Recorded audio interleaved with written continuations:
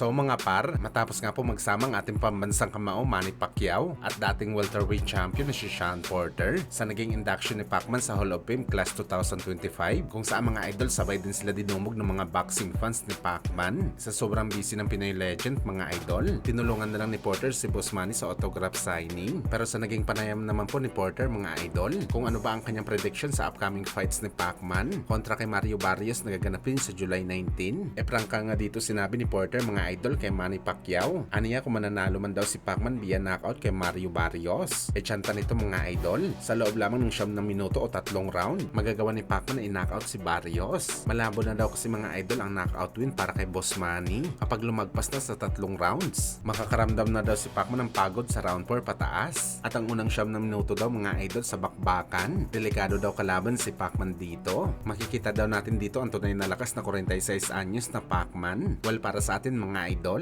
malaki pa rin talaga ang tsansa ni Pacman na magawa ang bagay na to. Masyado matagal na mga idol ang 3 round para gawin ni Pacquiao ang kanyang binabala kay Mario Barrios sa bakbakan.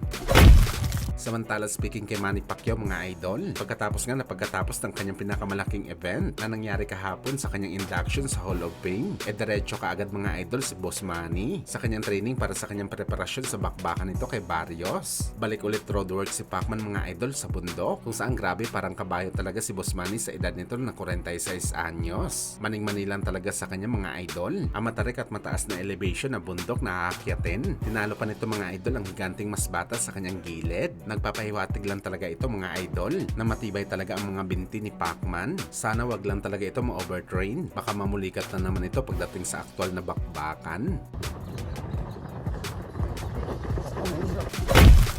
Sa kabilang banda naman mga idol, dahil nga po nagretero na si Vasily Lomachenko sa boxing sports, ematik mga idol na binakante na ang kanyang titulo na IBF sa lightweight. Kung saan mga boss, opisyal na rin po inilibit bilang kampiyon ang interim na si Raymond Moratala. At para sa atin mga boss, isa napakagandang balita naman to para sa ating pambato na si Mark Magsayo. Napakalaki kasi ang tsansa mga idol na mapalaban si Magsayo kay Moratala sa IBF. Kahit sa ngayon mga idol na sa pang-apat pa na contender sa IBF si Magsayo, baka kasi mga idol ang number 1 at number 2 sa IBF rankings. Ang number 3 naman na si Andy Cruz mga idol. Masasabi natin na malabo talaga makalaban ito ni Moratala. Top rank promotion kasi mga idol ang umahawak kay Moratala at si Eddie Hearn naman ang umahawak kay Andy Cruz. Alam naman po natin mga idol kung gaano kagalit si Bob Arum kay Eddie Hearn. Pero pagdating naman kay Mark Magsayo, hindi ito mahirap na ikasa ang laban mga idol. Pwede ka agad i-pursue ng Team Magsayo ang laban nito kay Moratala para sa kanyang unang pagdepensa sa kanyang IBF title. Kaya abangan natin to mga idol.